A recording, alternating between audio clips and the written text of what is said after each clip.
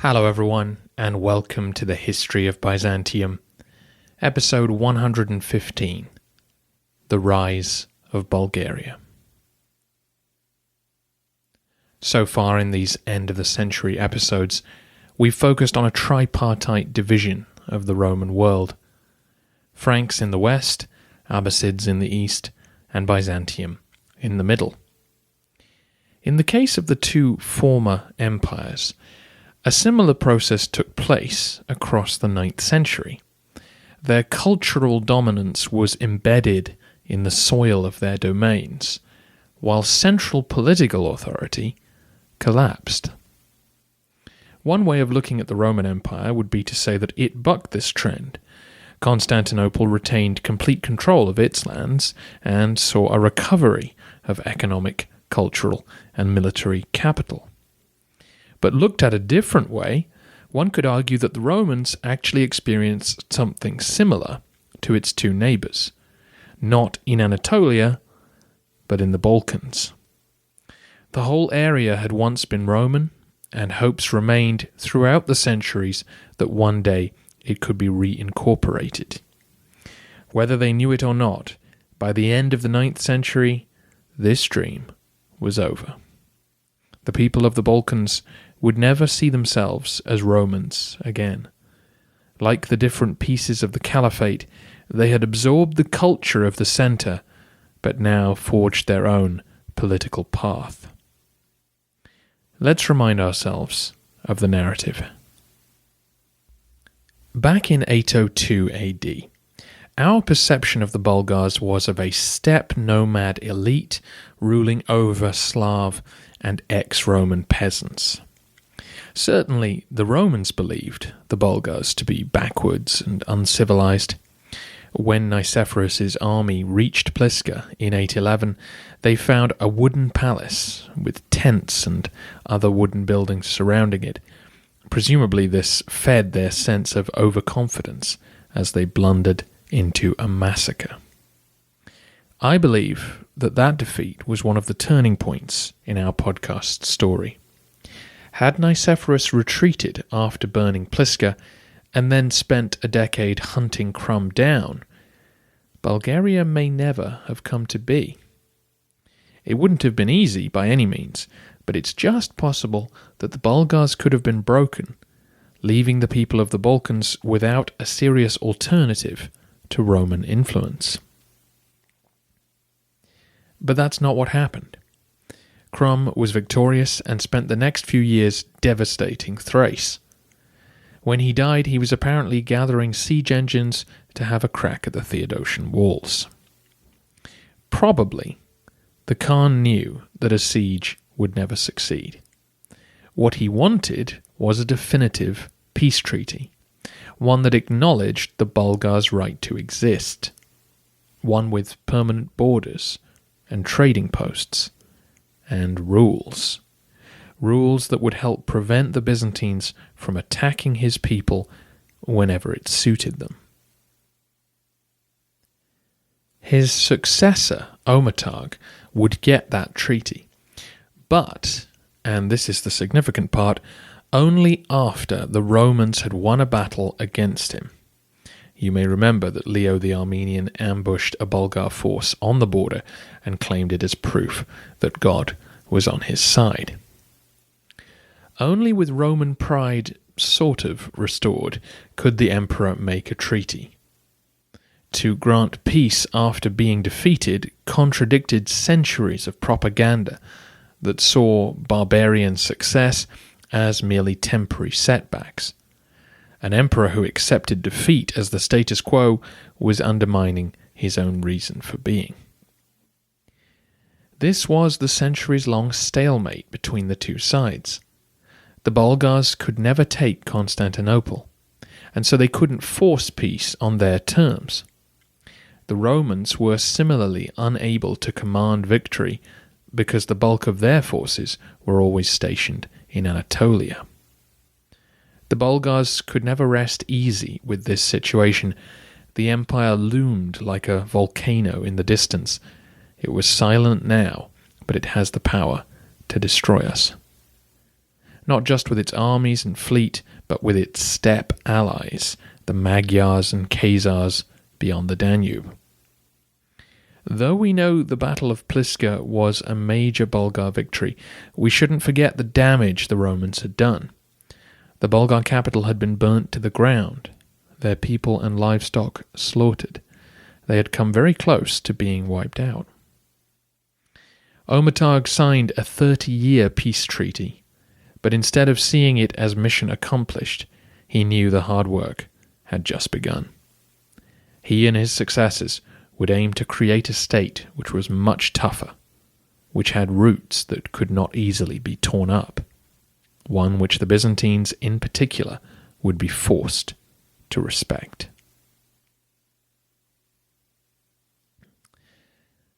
Unfortunately for us, we have no Bulgar histories to draw on for this period. We are forced to rely on the biased Byzantines and the distant Franks. However, the broad outlines of this century of progress are clear. The first aim was to expand Bulgar control across more of the Balkans.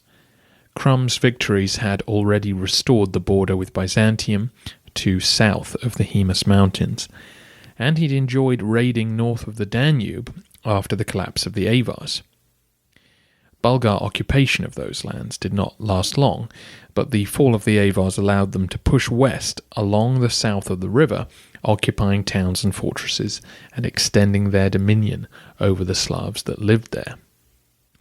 Next, the Bulgars pushed southwest into the old Roman provinces of Moesia and Macedonia. And this was historic Macedonia, the mountainous land to the north of Greece, as opposed to the Byzantine theme of Macedonia, which was not far from Constantinople.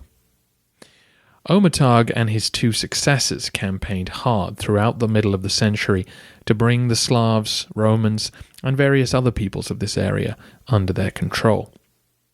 I've posted a map with this episode to show the extent of their domains. This expansion meant that Romania and Bulgaria now shared a long border running all the way from Thrace to Greece, which you might think would provoke the empire into action, but the Bulgars made no move toward the Roman themes, and in fact much of their activity would have been off the empire's radar. The hard work was intimidating the Slav tribes into submission, and then ensuring their future cooperation with the Khan's appointed governor. Because of our sources, we are better informed about where the Bulgar advance was halted than where it succeeded.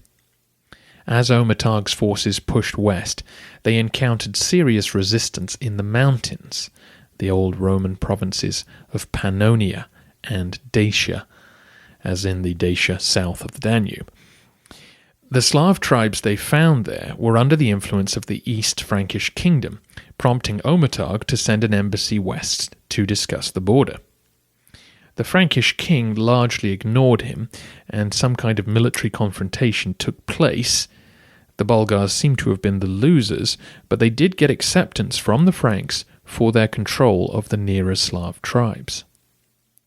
Further south, well away from the Danube, attempts to cross the mountains were resisted by the Serbs.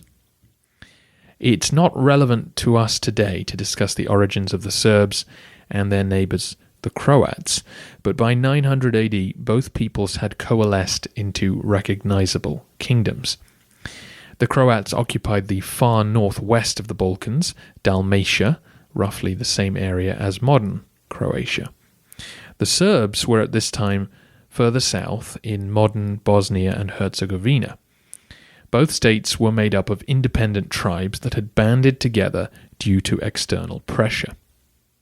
The Croats shared a border with Italy and the Franks, so had elected a prince and begun to organize themselves earlier in the century. The Serb tribes only responded now when Bulgar aggression prompted it. They pooled their resources and used their mastery of the mountain passes to keep Omitage at bay. At least nominally, then, the Bulgars now controlled the majority of the Balkans. They even had access to the Adriatic at a port near Dyrrhachium. Ometarg was proactive during his time in office, but his successors may well have continued campaigns that he began. I keep referring to Ometarg's successors because we know so little about them. Ometarg died in 831. Next in line, Malamir seems to have ruled for the next 5 years, and he was followed by Pressian, who ruled for 16 more up to 852. Ometarg also got the ball rolling on administrative changes and construction work. He rebuilt Pliska in stone, raised up a palace for himself on the Danube, and fortified many of the new strongholds he'd acquired. He also pushed forward with plans to reform the administration of the Khanate, which Krum seems to have begun. The tribal system of strict hierarchy based on ancestry had its limitations. The leaders of each tribe were known as boyars, and they were naturally competitive with one another for power and wealth, and not to mention for the right to become Khan themselves. Krum and Ometarg found this limiting. They wanted to appoint men loyal to them to key positions and not to have to rely on whoever's turn it was. The sensibilities of the elite could not be rudely trampled on, but it seems that as the Khanate expanded, opportunities opened up to appoint more regional governors and army commanders, posts which could be filled with loyal candidates, sometimes Slavs or ex-Romans of proven worth. We have to be vague about this because our knowledge is so limited.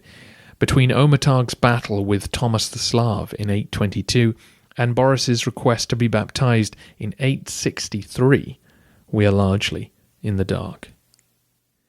The lights start to come back on with Boris, who ruled from 852 to 889. He would play Constantine to Ometarg's Diocletian by not only continuing his reforms, but converting the Khanate to Christianity. The suggestion that the Bulgars convert initially came from the Franks. In the spirit of Charlemagne, the East Franks pushed for their pagan neighbours to accept the one true God.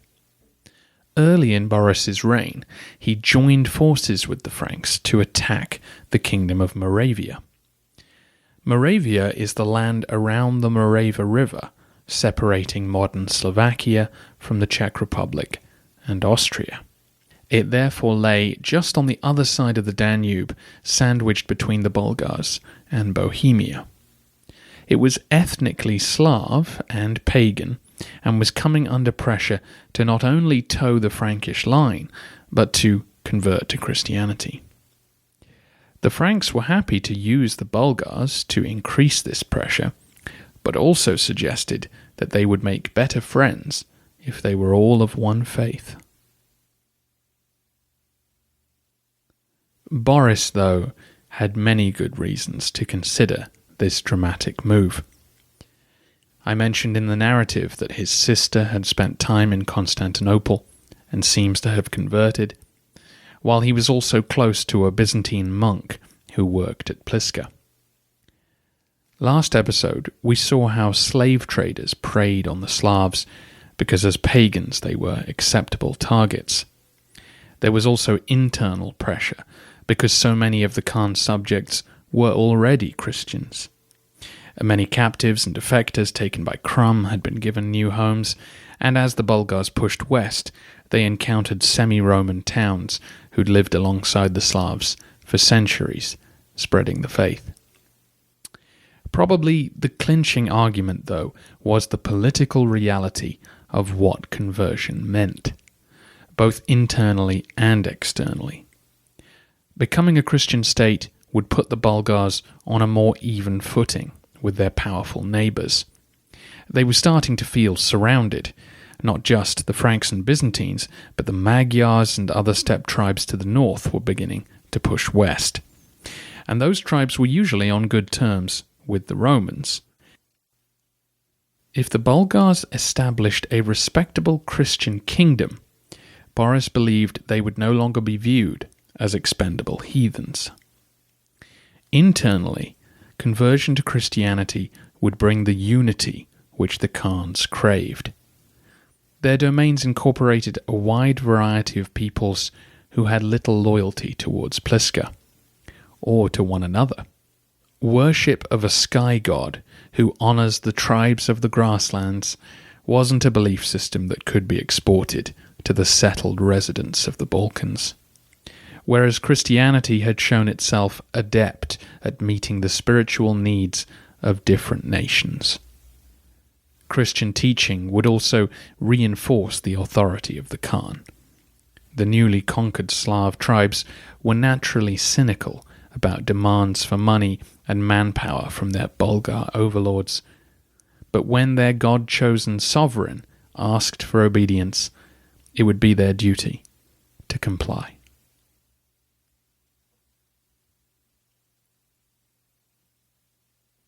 We covered many of the details of what happened next in the narrative. The popes and patriarchs squabbled over jurisdiction of the new church, and in the end, the military proximity of Byzantium ensured that it would be their liturgy which the Bulgars received. At the same time, though, their preoccupation with Anatolia allowed Boris to get an independent archbishop who would live in Pliska under his supervision. Boris emerges from this process as a brilliant politician. Two incidents in particular demonstrate the double-sided coin of statesmanship. Shortly after he accepted baptism, a group of Boris's boyars rose in rebellion.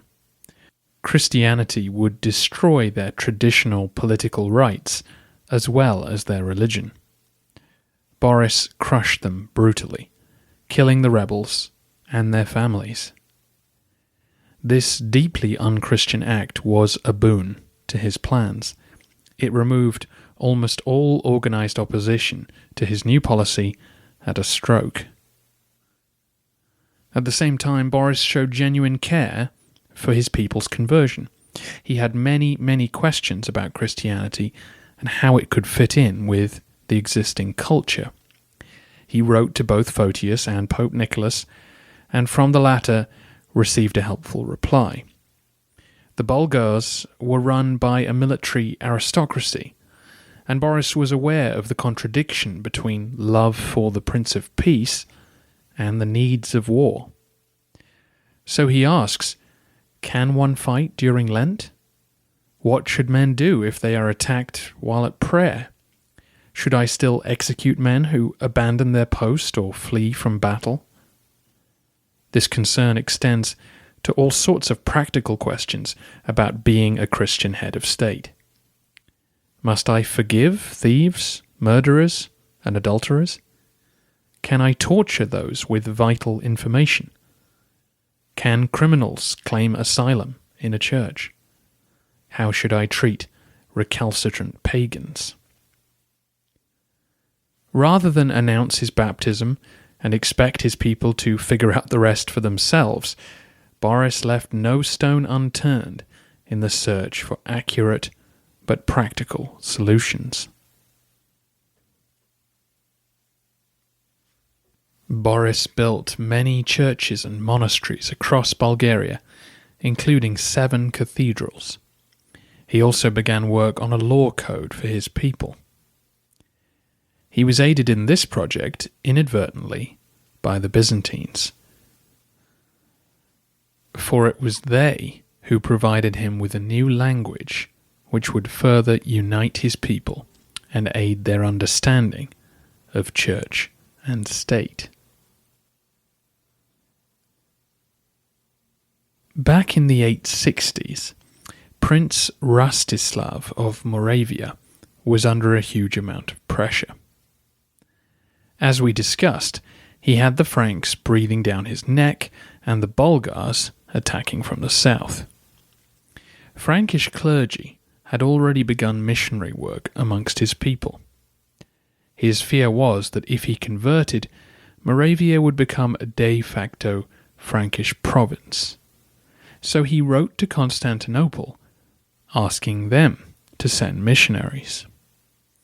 His logic was that if he converted to Byzantine Orthodoxy, he would make his people Christian but avoid Frankish dominance.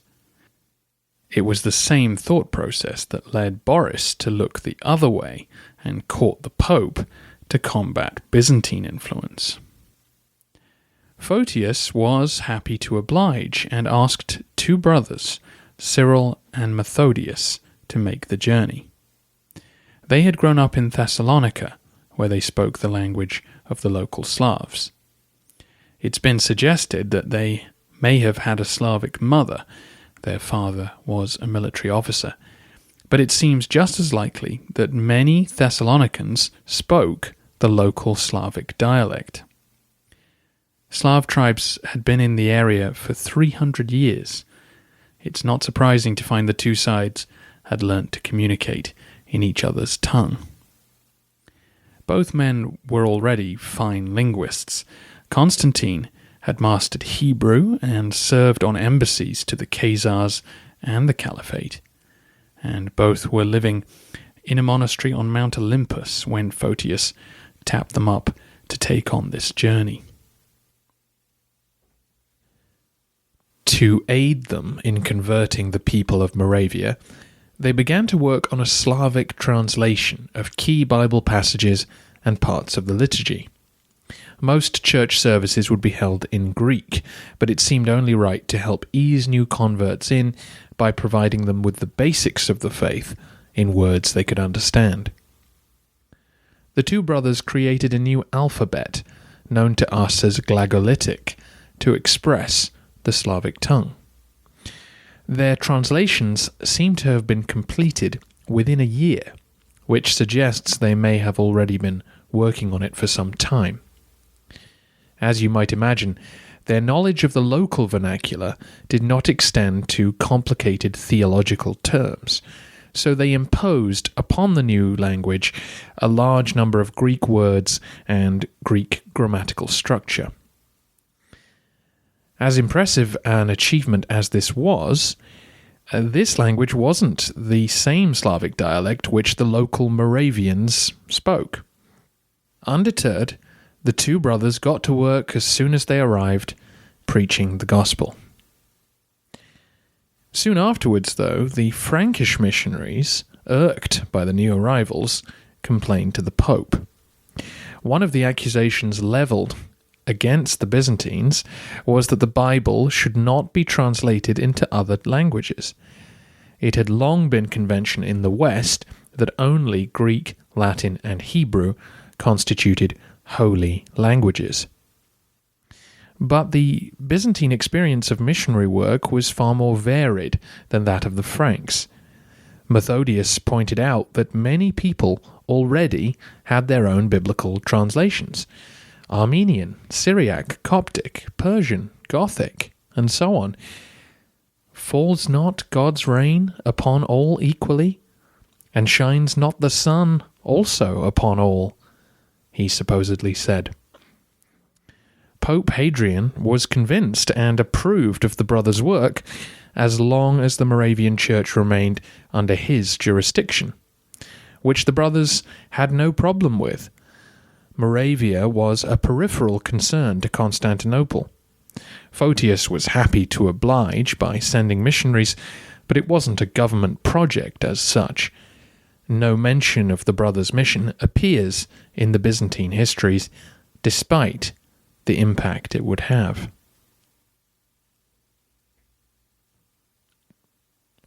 The two brothers had travelled to Rome to make their case, and while there, Cyril passed away. But Methodius returned to Moravia and continued their work. He trained many students over the next few years who would continue to work in the language which we now know as Old Church Slavonic.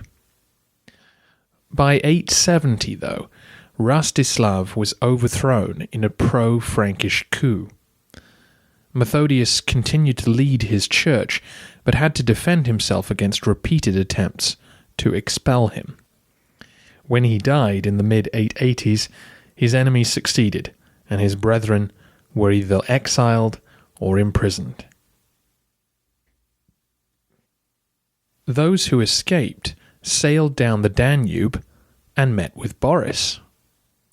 2 decades on from his conversion, Boris's Christian project had its problems.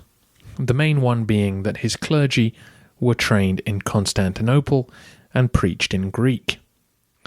The masses were therefore struggling to comprehend all aspects of the new religion, and resentment of the foreign Byzantine clergy was strong in some quarters. The arrival of missionaries armed with Slavic translations of the scripture and liturgy was a godsend. Boris welcomed them with open arms and saw in the new language the perfect way to unite his people and free them from Byzantine control. The 2 leading clerics in this movement were Clement and Naum. Clement was sent to Lake Ohrid in Macedonia, where the Greek clergy hadn't been operating. Clement would work tirelessly to train a new Bulgarian clergy. They would preach to the local Slavs, the people whose dialect inspired the new alphabet, in words they fully understood.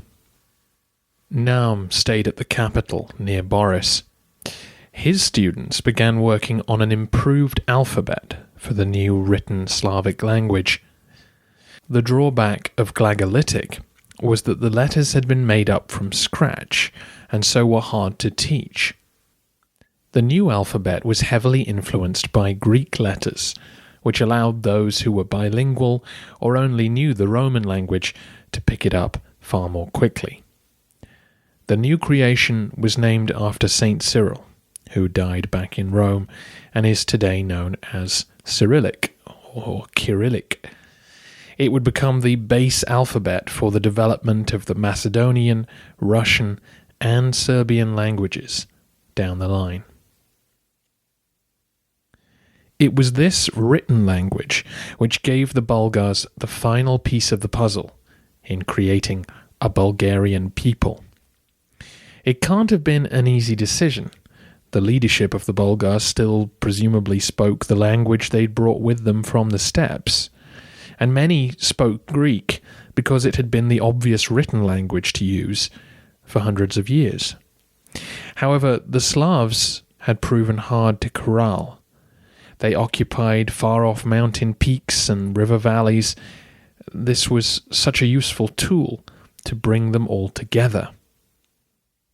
Today, less than a dozen Bulgar words survive in the modern Bulgarian language.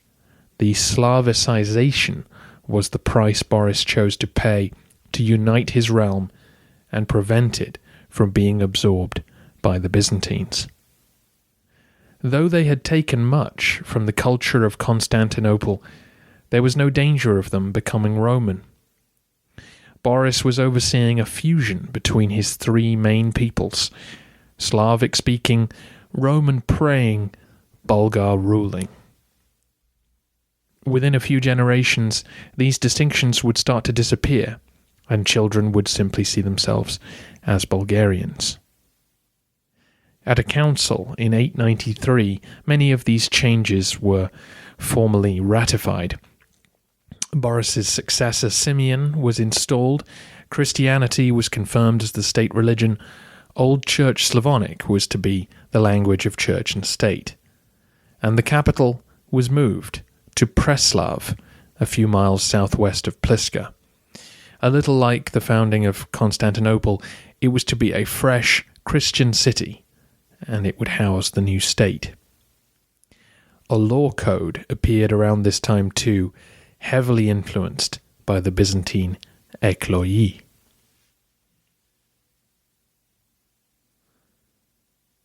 None of this happened overnight, of course.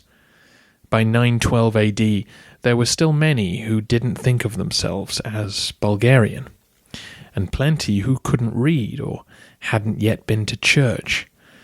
But with each year, the new foundations of the Bulgarian state were strengthening.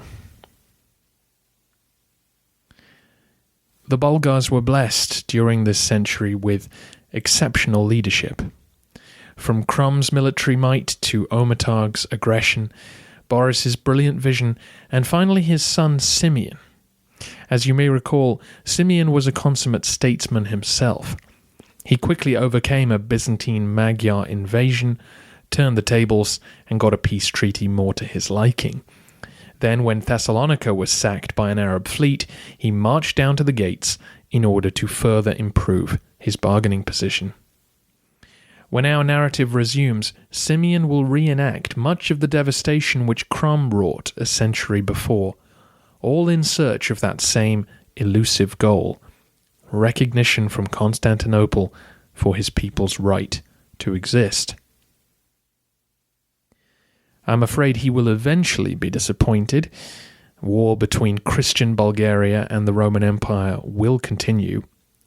However, thanks to a century of amazing social and political change, his people would never be absorbed by their powerful neighbours.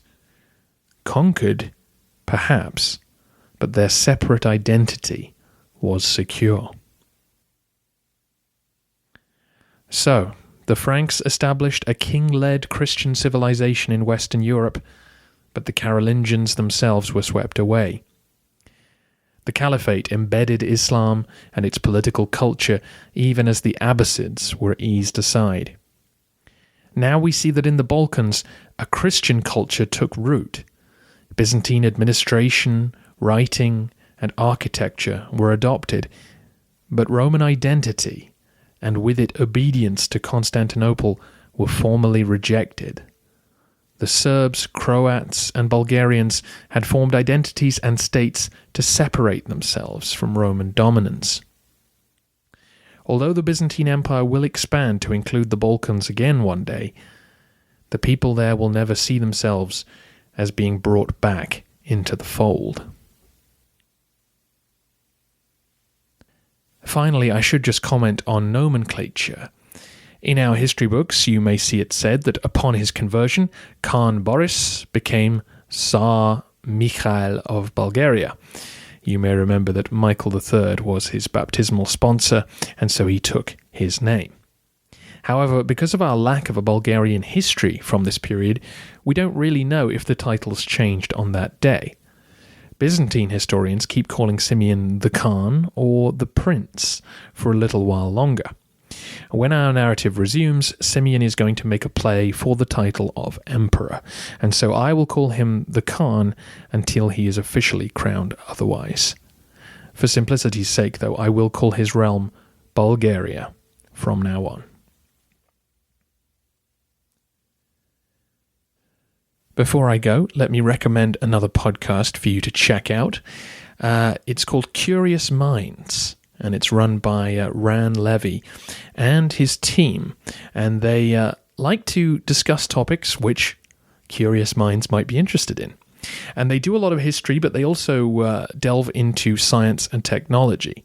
And so if you're interested in more recent history and how some of the great incidents of technological development over the last 200 or 300 years have taken place, then they do some great episodes. I've been listening to one on the history of LSD, along with others on U-boat technology, and of course our old favorite, the Black Death. Recently, they've also been interviewing podcasters who helped grow this format into what it is today, which has been fascinating too. So yeah, check out Curious Minds.